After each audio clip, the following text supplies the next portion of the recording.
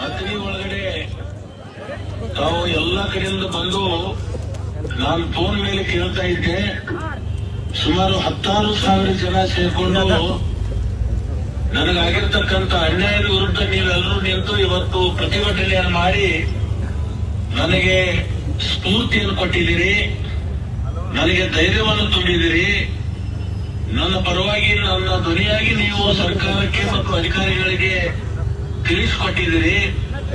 ಇದರಿಂದ ನೀವು ಕೊಡಿರತಕ್ಕಂತ ಜನರಲ್ಲಿ ನಾನು ಇಷ್ಟೇ ವಿನಂತಿ, ನೀವು ಮಾಡಿರ್ತಕ್ಕಂಥ ಈ ಒಂದು ನನ್ನ ಪರವಾಗಿ ಧ್ವನಿ ಎತ್ತಿದ್ದಕ್ಕೆ ನಿಮ್ಮೆಲ್ಲರಿಗೂ ಕೂಡ ನಾನು ಅತ್ಯಂತ ಹೃದಯಪೂರ್ವಕವಾಗಿರ್ತಕ್ಕಂಥ ಅಭಿನಂದನೆಗಳನ್ನ ಈ ಸಂದರ್ಭದಲ್ಲಿ ಹೇಳಿ ಬಯಸ್ತೇನೆ.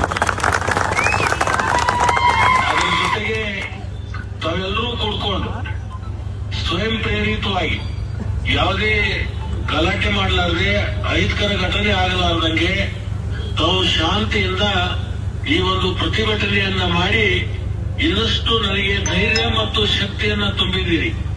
ನಿಮ್ಮೆಲ್ಲರ ಆಶೀರ್ವಾದದ ಬಲದಿಂದ ಈ ಒಂದು ಅಪಾದನೆಯಿಂದ ಖಂಡಿತವಾಗಿ ನಾನು ಹೊರಗೆ ಬರ್ತೀನಿ. ಯಾವಾಗಲೂ ಸತ್ಯಕ್ಕೆ ಜಯ ಅಂತಕ್ಕಂಥ ನಂಬಿರ್ತಕ್ಕಂಥ ನನಗೆ ನಿಮ್ಮೆಲ್ಲರೂ ಕೊಟ್ಟಿರ್ತಕ್ಕಂಥ ಒಂದು ಆತ್ಮವಿಶ್ವಾಸ ಏನು ಕೊಟ್ಟಿದ್ದೀರಿ. ಇದರಿಂದ ನಾನು ಯಾವುದೇ ತರದ ಗತಿಗೆಡದೆ ನಿಮ್ಮ ಸೇವೆಯನ್ನು ಮಾಡುವಂತ ಕೆಲಸದಲ್ಲಿ ಇನ್ನಷ್ಟು ಹೆಚ್ಚು ಸಮಯವನ್ನ ನಾನು ಕೊಡ್ತೀನಿ. ನಿಮ್ಮ ಕೊಟ್ಟಿರ್ತಕ್ಕಂಥ ಈ ಬೆಂಬಲಕ್ಕೆ ನನ್ನ ಕುಟುಂಬದ ಪರವಾಗಿ ನಿಮ್ಮೆಲ್ಲರಿಗೂ ಕೂಡ ಕೈ ಮುಗಿದು ಅತ್ಯಂತ ಭಕ್ತಿಯ ಪೂರ್ವಕವಾಗಿರ್ತಕ್ಕಂಥ ಅಭಿನಂದನೆಗಳನ್ನ ಈ ಸಂದರ್ಭದಲ್ಲಿ ನಿಮ್ಮೆಲ್ಲರಿಗೂ ಅರ್ಪಣೆ ಮಾಡಿ ನಾನು ಒಂದು 2 ದಿವಸದಲ್ಲಿ ಬರ್ತೀನಿ. ಬಂದು ನಿಮ್ಗೆಲ್ಲರೂ ಭೇಟಿ ಆಗ್ತೀನಿ. ನೀವು ಮಾಡಿರ್ತಕ್ಕಂಥ ಈ ಒಂದು ನನಗೆ ಶಕ್ತಿಯನ್ನು ಕೊಟ್ಟಿದ್ದೀರಿ. ಇವತ್ತು ಶಕ್ತಿ ಕೊಡ್ತಕ್ಕಂಥ ಈ ಒಂದು ಪ್ರತಿಭಟನೆ ಕಾರ್ಯಕ್ರಮ ಹಮ್ಮಿಕೊಂಡು ಮಾಡಿದ್ದೀರಿ. ಬಹುಶಃ ನನ್ನ ಜೀವನದಲ್ಲಿ ಕೊನೆಯ ಉಸಿರಿನವರೆಗೂ ಕೂಡ ನಾನು ಮರೆಯಲಿಲ್ಲ ಅಂತಕ್ಕಂಥ ಮಾತನ್ನ ಈ ಸಂದರ್ಭದಲ್ಲಿ ಹೇಳಲಿಕ್ಕೆ ಬಯಸಿ ಮತ್ತೊಮ್ಮೆ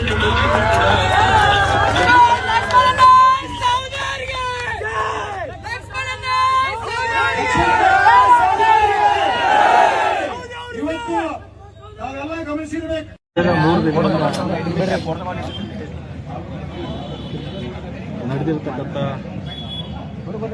ವಿದ್ಯಮಾನಗಳ ಬಗ್ಗೆ ಇವತ್ತು ನಮ್ಮ ಕಾರ್ಯಕರ್ತರು, ನಮ್ಮ ಹಿತೈಷಿಗಳು, ನಮ್ಮ ಅಭಿಮಾನಿಗಳು ಸುಮಾರು 25-30 ವರ್ಷಗಳಿಂದ ನಮ್ಮ ತಂದೆಯವರಿಗೆ ಬೆನ್ನೆಲುಬಾಗಿ ನಿಂತಿರ್ತಕ್ಕಂಥ ಸಮಸ್ತ ಅಭಿನಯ ಕ್ಷೇತ್ರದ ಮಹಾಜನತೆ ಈ ನಡೆದಿರ್ತಕ್ಕಂಥ ಒಂದು ಷಡ್ಯಂತ್ರದ ವಿರುದ್ಧ, ನಮ್ಮ ಮೇಲೆ ಬಂದಿರತಕ್ಕಂಥ ಒಂದು ಆರೋಪದ ವಿರುದ್ಧ ಪ್ರತಿಭಟನೆಯನ್ನು ಮಾಡಿ, ಶಾಂತಿಯುತವಾಗಿ ಪ್ರತಿಭಟನೆ ಮಾಡಿ ಅಧಿಕಾರಿಗಳಿಗೆ, ಪೊಲೀಸ್ ಇಲಾಖೆಯವರಿಗೆ ಒಂದು ಮನವಿ ಪತ್ರವನ್ನು ಕೂಡ ಕೊಟ್ಟಿರ್ತಕ್ಕಂಥ ಸಂದರ್ಭದಲ್ಲಿ ಇವತ್ತು ಅವರೆಲ್ಲರಿಗೂ ಕೂಡ ತಮ್ಮ ವಾಹಿನಿ ಮುಖಾಂತರ ಈ ಪ್ರತಿಭಟನೆಯಲ್ಲಿ ಭಾಗವಹಿಸಿ ಶಾಂತಿಯುತವಾಗಿ ಪ್ರತಿಭಟನೆ ಯಶಸ್ವಿ ಮಾಡಿರ್ತಕ್ಕಂಥ ಮತ್ತು 15,000 ಕಾರ್ಯಕರ್ತರಿಗೆ, ಅಭಿಮಾನಿಗಳಿಗೆ ತಮ್ಮ ವಾಹಿನಿ ಮುಖಾಂತರ ಅವರೆಲ್ಲರ ಪಾದಗಳಿಗೆ ಹಣೆ ಹಚ್ಚಿ ಧನ್ಯವಾದಗಳನ್ನೇ ಸಂದರ್ಭದಲ್ಲಿ ಹೇಳಿ ಬಯಸ್ತೇನೆ. ಸರ್, ಮಾನ್ಯ ಒಂದು ಘಟನೆ ಏನಾಯಿತು ಅಂತ ಸರ್ ಪ್ರಶ್ನೆ ತಾವು? ಶನಿವಾರ ಬೆಳಗ್ಗೆ ಸುಮಾರು 10:30-11 ಗಂಟೆ ಸುಮಾರು ಅಥಣಿ DCC ಬ್ಯಾಂಕಿನಲ್ಲಿ ಕೆಲಸ ಮಾಡ್ತಕ್ಕಂಥ ಸುಮಾರು 4-5 ಜನ ಸಿಬ್ಬಂದಿ ಅವ್ರಿಗೊಂದು ಸಮಸ್ಯೆಯನ್ನು ಹಿಡ್ಕೊಂಡು ಮನೆ ಬಾಗಿಲು ಬಂದಿದ್ದಾರೆ. ಸಮಸ್ಯೆ ಏನಪ್ಪ ಅಂತಂದ್ರೆ, ಆ ಸಿಬ್ಬಂದಿಗಳಿಗೆ ಈ ಯೂನಿಯನ್ ಅಧ್ಯಕ್ಷರಾಗಿರ್ತಕ್ಕಂಥ ನಿಂಗಪ್ಪ ಕರೇಣರವರು ನಾನೊಂದು 80 ಲಕ್ಷ ರೂಪಾಯಿದು ಒಂದು BMW ಕಾರ್ ತಗೋಬೇಕಾಗಿದೆ, ಯೂನಿಯನ್ದವ್ರು ಎಲ್ಲರೂ ಸೇರಿ ನನಗೆ ಹಣ ಸಂಗ್ರಹ ಮಾಡಿಕೊಡ್ಬೇಕು, ಅದಕ್ಕೆ ಅಥಣಿ ಸಿಬ್ಬಂದಿ ವತಿಯಿಂದ ಪ್ರತಿಯೊಬ್ಬರು 10,000-15,000 ರೂಪಾಯಿ ನನಗೆ ನೀವು ಕೊಡಬೇಕು ಅಂಥೇಳಿ ದುಡ್ಡು ಕೇಳ್ತಾ ಇದ್ದಾನೆ ಅಂಥೇಳಿ ಆ ಸಮಸ್ಯೆಯನ್ನು ತಗೊಂಡು ಮನೆ ಬಾಗಿಲು ಬಂದಿದ್ದು. ಅವಾಗ ನಮ್ಮ ತಂದೆಯವರು ಏನು ಹೇಳಿದ್ರಂದ್ರೆ, ಆ ಸಿಬ್ಬಂದಿಯವರಿಗೆ, ಅಥಣಿಯಲ್ಲಿರ್ತಕ್ಕಂಥ ಸಿಬ್ಬಂದಿಯವರಿಗೆ, ನಿಮ್ಮ ಬ್ಯಾಂಕಿನ ಅಧ್ಯಕ್ಷದಲ್ಲಿ, ಬ್ಯಾಂಕಿನ ಉಪಾಧ್ಯಕ್ಷರಲ್ಲಿ ನಿಮ್ಮ ಯೂನಿಯನ್ ಇದೆಯಪ್ಪ, ಅಲ್ಲಿ ಹೋಗಿ ನಿಮ್ಮ ಸಮಸ್ಯೆನ ಬಗೆಹರಿಸಿ ನಮ್ಮ ಕಡೆಯಿಂದ ಸಮಸ್ಯೆ ತರಬೇಡಿ ಅಂತ ಹೇಳ್ಕೊಂಡಾಗ ಸಡನ್ ಆಗಿ ಒಂದು ನಿಂಗಪ್ಪ ಕರೇಣರು ನಮ್ಮ ಮನೆ ಒಳಗಡೆ ಬಂದ. ಅವತ್ತು ಬಂದಂಥ ಸಂದರ್ಭ ನಮ್ಮ ತಂದೆಯವ್ರು ಹೇಳೋದು, ನೋಡಪ್ಪ ನೀನು ಯೂನಿಯನ್ ಅಧ್ಯಕ್ಷತೆ ನಿಮ್ಮ ಸಮಸ್ಯೆ ಇದೆ, ನೀವು ಹೋಗಿ ಅದೇನು ಸಮಸ್ಯೆ ಇದೆ ನಿಮ್ಮ ಬ್ಯಾಂಕ್ನ ಸಭೆಗೆ ಬಗೆಹರಿಸಿ ನೀವು ನಮ್ಮ ಮನೆಗೆ ಬರೋಕ್ಕೆ ಹೋಗ್ರಿ ಅಂತ ಹೇಳಿದಾಗ ನಮ್ಮ ತಂದೆಯವರು ಏಕವಚನದಲ್ಲಿ ಮಾತಾಡ್ತಕ್ಕಂಥದ್ದು. ಆಮೇಲೆ ಈ ಬ್ಯಾಂಕಿನ ಸಿಬ್ಬಂದಿಯವರು ಹೇಳ್ತಕ್ಕಂಥದ್ದು ಏನಂತ ಅವರು ದುಡ್ಡು ಕೇಳ್ತಾ ಇದ್ದಾರೆ, ನಮ್ಗೆ ಹ್ಯಾರಾಸ್ಮೆಂಟ್ ಆಗ್ತಾ ಇದೆ, ನಮ್ಗೆ ಕೊಡೋಕ್ಕಾಗಲ್ಲ ಕೇಳ್ಕೊಂಡಾಗ ನಿಮ್ಮನ್ನು ಟ್ರಾನ್ಸ್ಫರ್ ಮಾಡಿಸ್ತೀನಿ, ಸೌದಿಯವರು ಹಳೆಯ ಶಂಕರ್ ನಂದೀಶ್ ಕೂಡ ನಾನೇ ಟ್ರಾನ್ಸ್ಫರ್ ಮಾಡಿ ಈ ಥರ ನಾನು ಬೆದರಿಕೆ ಬರ್ತಕ್ಕಂಥ ಕೆಲಸ ಮಾಡೋಕ್ಕಾಗ್ತಲ್ಲ ಅಂತೇಳಿ ಅವ್ರು ಮುಂದಾಗ್ತಾರೆ. ನಿಮ್ಮ ಸಮಸ್ಯೆನ ಬ್ಯಾಂಕ್ನ ಇಟ್ಟುಕೊಳ್ಳಿ ಅಂತ ಹೇಳ್ಕೊಂಡಾಗ ಅಲ್ಲಿ ನಮ್ಮ ಕೋಹಳಿ ಗ್ರಾಮದ ನಾವು ಮೊದಲಿಂದ ಒಬ್ಬ ಕಟ್ಟ ಕಾರ್ಯಕರ್ತ ಶ್ರೀಕಾಂತ್ ಅಲ್ವೂರನವರೊಬ್ಬರು ಅವರ ಓಣಿಯಲ್ಲಿರ್ತಕ್ಕಂಥ ಸುಮಾರು 25-30 ಜನ ಕಾರ್ಯಕರ್ತರು ಕರ್ಕೊಂಡ್ಬಂದಿದ್ರು. ಅವ್ರು ಕರ್ಕೊಂಡ್ಬಂದ ಸಮಸ್ಯೆ ಏನಪ್ಪ ಅಂತಂದರೆ ಕುಡಿಯೋ ನೀರಿನ ಸಮಸ್ಯೆ ಅಂತ ನಮಗೆ ಗೋಲ್ವರ್ ಹಾಕಿಕೊಟ್ರು ಅಂತ.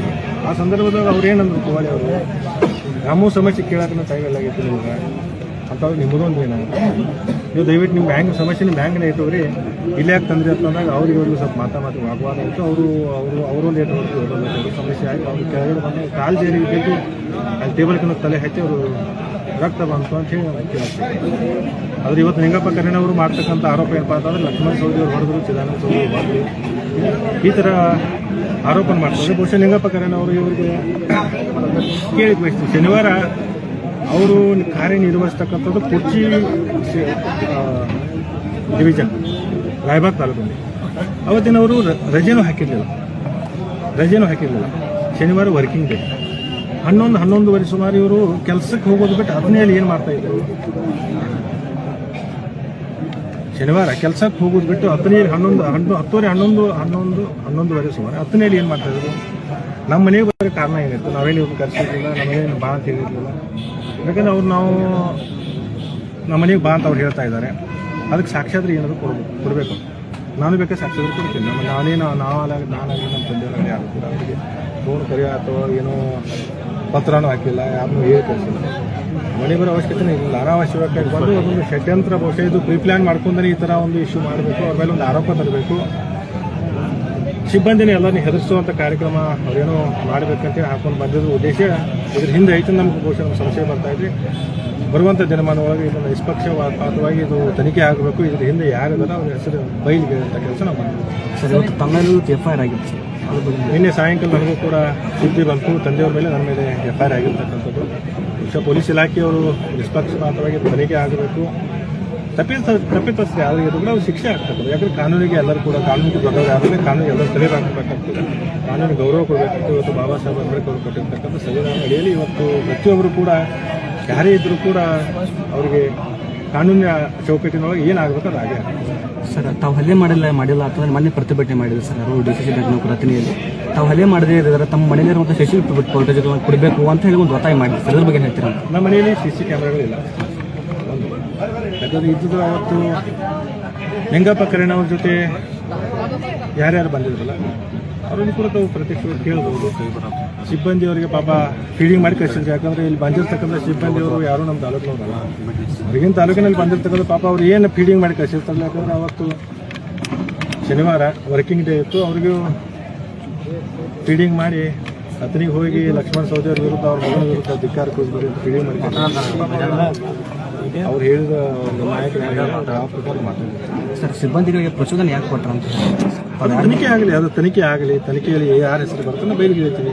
ಸರ್, ರಮೇಶ್ ಜಾರಕಿಹೊಳಿ ಒಂದು ಸಭೆದಾಗ ಹೇಳಿದ್ರೆ ಈಗ ನೆಕ್ಸ್ಟ್ ಇದಾದ ನಂತರ ಅವ್ರನ್ನ ಆ ಜಾಗದಿಂದ ತೆಗಿ ಕೆಲಸ ನಾನು ಮಾಡ್ತೀನಿ ಅಂತ ಹೇಳಿ. ಅಂದರೆ ಇದು ಎಲ್ಲೋ ಒಂದು ಕಡೆ ಇವರು ಬರೀ ದಾಳವಾಗಿ ಅಷ್ಟೇ ಆದ್ರೆ ಕರೇನವರು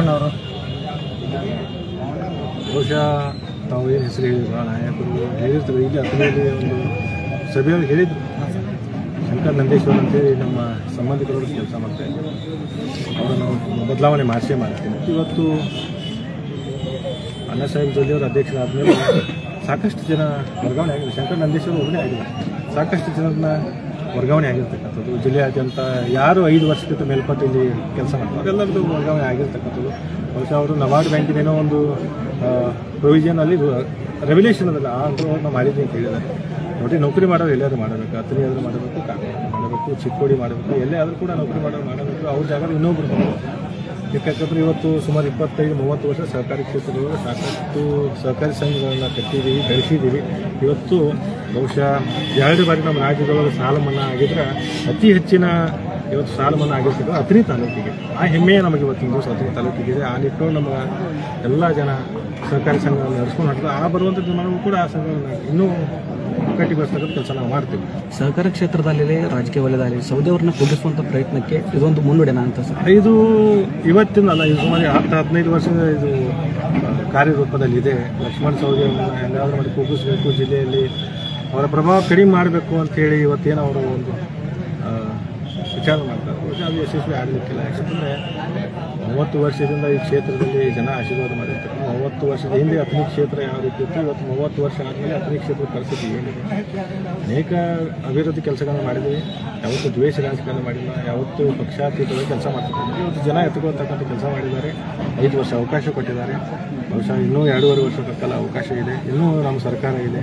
ಇನ್ನೂ 10,000 ಕೋಟಿ ಅನುದಾನ ತಂದು ಈ ಕ್ಷೇತ್ರವನ್ನು ಮಾದರಿ ಕ್ಷೇತ್ರ ಮಾಡಿದ್ದು 28ನೇ ಇಸ್ವಿಗೆ ಅದನ್ನು ನೋಡೋಣ. ಚುನಾವಣೆ ಬಂದಂಥ ಸಂದರ್ಭ ಜನ ಏನು ತೀರ್ಮಾನ ಕೊಡೋ ಆ ತೀರ್ಮಾನ ಬರುತ್ತೆ. ವಿರೋಧಿಗಳಿಗೆ ಏನು ಸಂದೇಶ ರವಾನೆ ಮಾಡ್ತೀರಂತ ಸರ್? ಸಂದೇಶ ನೋಡಪ್ಪ, ಸಂದೇಶ ಕೊಡ್ತಕ್ಕಂಥ ಕೊಡೋಷ್ಟು ದೊಡ್ಡ ನಾವಲ್ಲ. ನಮ್ಮ ಜನ ಆಲ್ರೆಡಿ 23ರಲ್ಲಿ ಸಂದೇಶ ಕೊಟ್ಟಿದ್ದಾರೆ. DCC ಬ್ಯಾಂಕ್ ಚುನಾವಣೆಯಲ್ಲಿಯೂ ಕೂಡ ಸಂದೇಶ ಕೊಟ್ಟಿದ್ದಾರೆ. ಕೃಷ್ಣಾ ಸಹಕಾರಿ ಚುನಾವಣೆಯಲ್ಲೂ ಕೂಡ ಸಂದೇಶ ಕೊಟ್ಟಿದ್ದಾರೆ. ಇದೇ ಥರ 28ನೇ ಇಸ್ವಿಯಲ್ಲಿ ಸಾರ್ವತ್ರಿಕ ವಿಧಾನಸಭಾ ಚುನಾವಣೆ ಕೂಡ ಖಂಡಿತವಾಗಿ ಸಂದೇಶವನ್ನು ಕೊಡ್ತಾರೆ. ಅದಕ್ಕೆ ನಿಮ್ಮ ವಾಹಿನಿ ಮುಖಾಂತರ ನಾವು ಎಷ್ಟೇ ಕೇಳ್ಕೊತೀವಿ, ಇವತ್ತೇ ನಮ್ಮ ಕಾರ್ಯಕರ್ತರು ಏನು ಒಂದು ಚೂರು ಅವರು ಅವರಲ್ಲಿ ಒಂದು ಅಳಕಿದೆಯಲ್ಲ, ಈ ಥರ ನಮಗೆ ನಾಯಕರಿಗೆ ಆಯ್ತು ಅಂತ ಯಾರೂ ಕೂಡ ಹೆದರೋ ಅವಶ್ಯಕತೆ ಇಲ್ಲ. ನಿಮ್ಮ ಜೊತೆಗಿರ್ತೀವಿ, ಈ ಆರೋಪದಲ್ಲಿ ನಾವು ಮುಕ್ತರಾಗಿ ಬರ್ತೀವಿ. ನಿಮ್ಮೆಲ್ಲರ ಆಶೀರ್ವಾದ ನಮ್ಮ ಮೇಲೆ ಇರತಕ್ಕ, ಅಥಣಿಯ ಶಿವಯುಗ ಆಶೀರ್ವಾದ, ಅಥಣಿ ಸಿದ್ದೇಶ್ವರ ಆಶೀರ್ವಾದ ಇರತಕ್ಕ ಯಾರೂ ಕೂಡ ಏನೂ ಮಾಡೋಕ್ಕಾಗಲ್ಲ. ಇಂಥ ಆರೋಪಗಳು ರಾಜಕಾರಣದಲ್ಲಿ ಸರ್ವೇ ಸಾಮಾನ್ಯ ಬರ್ತಾ ಹೋಗ್ತಾ ಇರ್ತವೆ. ಅದಕ್ಕೆ ಬಹುಶಃ ದೇವರು ನಾವು ಮ್ಯಾಲೆ ಇರ್ತಾರೆ. ಇವತ್ತು ಸತ್ಯಾಸತ್ಯದ ಹೊರಗೆ ಬರ್ತಾವೆ. ಒಂದು ಸಹಕಾರಿ ರಂಗಕ್ಕೆ ಒಂದು ಕಪ್ಪು ಚುಕ್ಕಿ ಅಂತಾನೆ ಈ ಸಂದರ್ಭದಲ್ಲಿ ನಾವು ಹೇಳ್ಬೇಕು. ಮಾಜಿ ಶಾಸಕರು ಮಿನಿ ಬಿಹಾರ ಆಗ್ತಾ ಇದೆ ಅಥಣಿ ಅಂತ ಹೇಳ್ತಾರೆ. ಪ್ರಾಯಶಃ ಅವರಿಗೆ ಎಲ್ಲೋ ಒಂದ್ ಕಡೆ ಹೋಗಿರ್ಬೇಕು, ಆ ತರದ್ ಏನಾದ್ರು ಕೆಟ್ಟ ಕನಸು ಬಿದ್ದಿರ್ಬೇಕು ಅವ್ರಿಗೆ. ಅವ್ರಿಗೊಂದು ನಾನು ಹೇಳಲಿಕ್ಕೆ ಇಷ್ಟಪಡ್ತೀನಿ, ತಾವು ಹಿರಿಯರು, ಒಂದ್ಸರಿ ಶಾಸಕರಾಗಿರ್ತಕ್ಕಂಥವ್ರು, 4-6 ಚುನಾವಣೆಗಳನ್ನ ಈ ಕ್ಷೇತ್ರದಲ್ಲಿ ಎದುರಿಸ್ತಕ್ಕಂಥವ್ರು. ಇದು ಶಿವಯೋಗಿಗಳ ನಾಡು. ಇಲ್ಲಿ ತಮಗೆಲ್ಲ ತಿಳಿದಿರೋ ಹಾಗೆ ಇಲ್ಲಿ ಭಯ ಸೃಷ್ಟಿಸುವಂತ ವಾತಾವರಣಕ್ಕೆ ಸ್ಥಳವಿಲ್ಲ.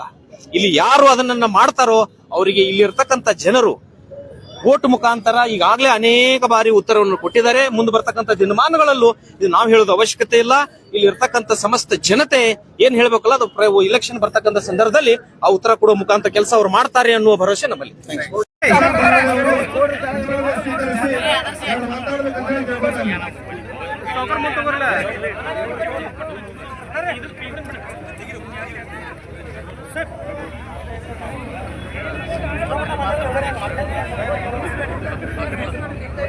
ಗೊತ್ತೈತಿ ಅದೇನೈತ ಅಂದ್ರೆ ಹೆಂಗಾರ ಮಾಡಿ ಲಕ್ಷ್ಮಣ ಸವದಿ ಅವ್ರನ್ನ ಕುಗ್ಗಿಸ್ಬೇಕು. ಮಾನಸಿಕವಾಗಿ ಕುಗ್ಗಿಸ್ತೀವಿ ಅಂದ್ರೆ ನಮಗೆಲ್ಲ ತೆರೆ ಸುಡುವಲ್ಲ ಅನುಕೂಲ ಆಗ್ತಿ ಅನ್ನೋದು ಒಂದು. ಇದು ಶಿವಯೋಗಿಗಳ ನಾಡು ಐತಿ. ಇದು ಅಥಣಿಯ ಮುರುಗೇಂದ್ರ ಶಿವಯೋಗಿಗಳ ಭೂಮಿ. ಇಲ್ಲಿ ಅನ್ಯಾಯ, ಅತ್ಯಾಚಾರ, ಆಕ್ರಮಣಗಳು ನಡೆಯುವುದಿಲ್ಲ. ಇದು ಬಿಹಾರ ಆಗುದಿಲ್ಲ, ಎಂದೂ ಆಗ್ಲಕ್ ಸಾಧ್ಯ ಇಲ್ಲ. ಅದಕ್ಕೆ ಶಿವಯೋಗಿಗಳ ಕಳಿಸ್ಯಾರು ಯಾರನ್ನ, ಲಕ್ಷ್ಮಣ ಸವದಿ ಅವ್ರನ್ನ. ಈ ಕ್ಷೇತ್ರ ಅಭಿವೃದ್ಧಿ ಮಾಡು, ಈ ಕ್ಷೇತ್ರದ ಜನತೆ ಸೇವೆ ಮಾಡು, ಈ ಕ್ಷೇತ್ರದ ಜನತೆಯ ಪರವಾಗಿ ನೀನು ನಿಲ್ಲು ಅಂತ ಹೇಳಿ ಸಾವಿರಾರು ಕಾರ್ಯಕ್ರಮಗಳು, ಸುಮಾರು 5,000 ಕೋಟಿ ರೂಪಾಯಿ 2 ವರ್ಷದಾಗ ಯಾರು ತಂದವರಿದ್ರೆ ಕರ್ನಾಟಕ ರಾಜ್ಯದೊಳಗೆ ಲಕ್ಷ್ಮಣ ಸವದಿ ಅವರು. ಇದು ನೋಡಿ ಹೊಟ್ಟೆ ಕಿಚ್ಚಾಗೈತಿ. ನಿಮ್ಮ ಕ್ಷೇತ್ರದಾಗ ಕೆಲಸ ಮಾಡ್ರಿ, ನಿಮ್ಮ ಕ್ಷೇತ್ರದ ಜನರ ಕಷ್ಟಗಳನ್ನು ನೋಡ್ರಿ. ಅದನ್ನೆಲ್ಲ ಬಿಟ್ಟು ಇಂಥ ಅಸ್ತವ್ಯಸ್ತವಾದಂತ ಅಸಹ್ಯಕರವಾದಂತ ಕಂಪ್ಲೇಂಟ್ ಕೊಡಿಸೋದು ಮಾಡೋದು, ಯಾರ ಬಡಪಾಯಿಗಳ ನೌಕರಸ್ಥರನ್ನು ಎಲ್ಲಿದ್ದಾರೆ ಅವ್ರಿಗೆ ಕಳಿಸಿ ಅವ್ರ ಕಡೆದ ಸ್ಟ್ರೈಕ್ ಮಾಡಿಸೋದು, ಅವ್ರ ಹೊಟ್ಟೆ ಮೇಲೆ ಕಾಲಿಡುವಂತ ಗೋಜಿಗೆ ಹೋಗಬೇಡ್ರಿ. ಇದು ರಾಜಕಾರಣ ಅಲ್ಲ, ಇಂಥ ರಾಜಕಾರಣ ಮಾಡಬೇಡ್ರಿ. ಲಕ್ಷ್ಮಣ ಸವದಿ ಅವರ ಮೇಲೆ, ಚಿದಾನಂದ ಸವದಿ ಅವರ ಮೇಲೆ ಸುಳ್ಳು ಆರೋಪ ಹೊರಿಸಿ ಕೋರ್ಟ್ ಕೇಸ್ ಪ್ರಕರಣ ದಾಖಲು ಮಾಡಿದ್ದನ್ನ ಪ್ರತಿಭಟಿಸ್ತಾ ಇದ್ದೀವಿ. ನಾವು ಕಾನೂನಿಗೆ ವಿರುದ್ಧ ಮಾಡ್ತಾ ಇಲ್ಲ. ಅವರ ಅಪಾದನೆಯನ್ನ ಸುಳ್ಳು ಮಾಡಿ ಅವ್ರು ಹೊಡಿದೇ ಇದ್ರು ಕೂಡ ಆ ವ್ಯಕ್ತಿ ಕೈಲಿಂದ ಇವರೇ ಹೊಡೆದ್ರು ಅಂತೇಳಿ ಒಂದು ಕೊಟ್ಟಿ ಪ್ರಕರಣವನ್ನ ದಾಖಲಿಸಿ ಮಾಡ್ತಕ್ಕಂತ ಆ ಮೂರ್ಖರಿಗೆ ಒಂದು ಸಂದೇಶ ಕೊಡಬೇಕಾಗೈತೆ. ಈ ನಿಟ್ಟಿನೊಳಗ ಲಕ್ಷ್ಮಣ ಸವದಿ ಅವರು ಕರೆ ಕೊಡದೇ ಇದ್ರು ಕೂಡ ಅವರ ಮೇಲೆ ಸುಳ್ಳು ಆರೋಪ ಹೊರಿಸಿ ಸುಳ್ಳು ಕೇಸ್ ದಾಖಲು ಮಾಡಿಸಿ ಅಂತ ಕೇಳಿದ ಕೂಡಲೇ ಇಷ್ಟು ಜನ ಅದನ್ನು ಎದುರಿಸಲಿಕ್ಕೆ ಇಲ್ಲಿ ಬಂದಿದ್ದಾರೆ. ಅದನ್ನ ಪ್ರತಿಭಟನೆ ಮಾಡ್ತಾ ಇದ್ದೀವಿ, ಅದನ್ನ ಖಂಡಿಸ್ತಾ ಇದ್ದೀವಿ, ಖಂಡಿಸಲೇಬೇಕು. ಯಾಕಂತಂದ್ರ ಅಂತ ಒಬ್ಬ ರಾಜಕಾರಣಿ ನಮ್ಮ ಕ್ಷೇತ್ರ ಒಳಗದಾರ. ಅವರು ಪ್ರತಿ ಕುಟುಂಬಕ್ಕೂ ಅತ್ಯಂತ ನಿಕಟವರ್ತಿ ಆಗಿರ್ತಕ್ಕಂಥವ್ರು ನಮಗ್ ಬೇಕು. ತಾವು ಎಲ್ಲರಿಗೂ ಗುರುತಿದ್ದ ವಿಷಯ ಐತಿ. ಸಾಕಷ್ಟು ಸಲ ಅವ್ರು ಯಾವಾಗ ಲಕ್ಷ್ಮಣ್ ಸವದಿ ಅವ್ರಿಗೆ ಕೆಣಕ್ಲಾಕ್ ಬಂದಾರ, ಇಲ್ಲಿ ಮತಕ್ಷೇತ್ರ ಜನ ಅವ್ರಿಗೆ ಇಂತ ಉತ್ತರ ಕೊಟ್ರು ಅವ್ರಿಗಿನ್ನ ತಿಳಿವಲ್ತು. ಆದ್ರೂ ಈಗ ಮನಿ ತಕ ಬಂದ ಕಿಶಿಂದ ಕೆದರು ಅಂತ ಈ ಸಲ ಕೆಲಸ ಮಾಡ್ಯಾರ. ಏನ್ ಅವ್ರು ಮಾಡಿದಂತ ಕೃತ್ಯ ಎಲ್ಲಾ ಪ್ರತಿಯೊಬ್ಬರ ಅಭಿಮಾನಿಗಳಿಗೆ ಕಾರ್ಯಕರ್ತರಿಗೆ ಗುರುತಾಗೈತಿ. ಆದ್ರೂ ಈಗ ನಾವು ಏನಿಲ್ಲ ಎಲ್ಲ ಕೂಡಿದೀವು, ಅವ್ರು ಎಂದೂ ಲಕ್ಷ್ಮಣ್ ಸಾವ್ಕಾರ ಸಮೀಪ ಬರ್ಲಕ್ ಸಾಧ್ಯ ಇಲ್ಲ. ಅವ್ರು ತಾಲೂಕಿನೊಳಗ ಅವ್ರು ಯಾರ ಸಮಾಜದವ್ರಾಗ್ಲಿ ಯಾವ ವ್ಯಕ್ತಿ ಮೇಲಾಗ್ಲಿ ಎಂದೂ ದ್ವೇಷ ರಾಜಕಾರಣ ಮಾಡಿಲ್ಲ. ಒಬ್ಬ ಯಾವನ ಸಾಮಾನ್ಯ ಒಬ್ಬ ವ್ಯಕ್ತಿನ ಕರ್ಕೊಂಡು ಬಂದ್ರು ಸುದೇಕ ಈ ಮನುಷ್ಯನೇ ಕರ್ಕೊಂಡ್ ಬಂದದಿ ಅವ್ನ ಕೆಲಸ ನಾ ಮಾಡಂಗಿಲ್ಲ ಅಂದಿಲ್ಲ. ಆಗಿಂದಾಗ ಜಾಗದ ಮೇಲೆ ಫೋನ್ ಹಚ್ಚಿ ಅವ್ರ ಕೆಲಸ ಮಾಡಿರ್ತಕ್ಕಂತ ಒಬ್ಬ ನಮ್ಮ ಕರ್ನಾಟಕ ರಾಜ್ಯದೊಳಗೆ ಯಾರಾದ್ರೂ ಒಬ್ಬ ಹೆಮ್ಮೆಯ ನಾಯಕ ಇದ್ರೆ ಅವರು ಸನ್ಮಾನ್ಯ ಲಕ್ಷ್ಮಣನ ಸವದಿ. ಲಕ್ಷ್ಮಣ ಸವದಿಗೆ ಒಂದು ಮುರಿದ್ರ ನಮ್ಮ ಕಣ್ಣಾಗ ನೀರು ಬರ್ತಾವ ಅಂತ ಒಂದು ಮಾತು ಹೇಳ್ತೇನೆ ನಾನು. ಹೇಳಿದ್ರೆ ಎಲ್ಲರೂ ಕೂಡಿ ಇಷ್ಟೆಲ್ಲಾ ಮಂದಿ ಕೂಡಿ ಕಿರಿಂದ ನಾವು ಒಂದೊಂದು ಮುಟ್ಟಿಗೆ ಮಣ್ಣು ಹೋಗಿದ್ರೆ ಸೂರ್ಯಾಗೆ ಏನು ಕತ್ಲಿರುವಂಗಿಲ್ಲ. ಹಂಗ ನಮ್ಮ ಲಕ್ಷ್ಮಣ್ ಸವದಿ ಆಶೀರ್ವಾದ ಲಕ್ಷ್ಮಣ್ ಸವದಿ ಮೇಲೆ ಐತಿ. ಅದಕ್ಕೆ ಯಾವುದೇ ಕಾಲಕ್ಕೆ ಈ ಗಿಡ ಅಳಿಗಾಡಂಗಿಲ್ಲ. ನೀವು ಬೇಕಾಗೋಸ್ಕರ ಈ ರೀತಿ ಒಂದು ಷಡ್ಯಂತ್ರ ಮಾಡಿ ಅವರ ಮೇಲೆ FIR ಅಲ್ಲಿ ಹೋಗಿ ಬೆಳಗಾವದಲ್ಲಿ FIR ಮಾಡೋ ಅವಶ್ಯಕತೆ ಏನಿತ್ತು, ಬೆಳಗಾವ್ ಹೋಗೋ ಅವಶ್ಯಕತೆ ಏನಿತ್ತು, ಇಲ್ಲಿ ಅಥಣಿಯಲ್ಲಿ FIR ಮಾಡಿಸಬಹುದಿತ್ತು. ಇಲ್ಲಿ ಯಾಕಂದ್ರೆ ಇಲ್ಲಿಯ ಪೊಲೀಸ್ ಡಿಪಾರ್ಟ್ಮೆಂಟ್ಗೆ ಸತ್ಯಾಸತ್ಯತೆ ಗೊತ್ತಿದೆ, ಅವ್ರು FIR ಮಾಡುವುದಿಲ್ಲ ಅನ್ನೋ ಕಾರಣಕ್ಕೆ ಹೋಗಿ ಬೆಳಗಾವದಲ್ಲಿ ಅವರು FIR ಮಾಡಿಸಿದ್ದಾರೆ. ಅದು ತೊಟ್ಟಿಲ್ಲ ನಿಮ್ಮಂತ ಹೇಳಿತನ ಅಂದಾಗಿಲ್ಲ.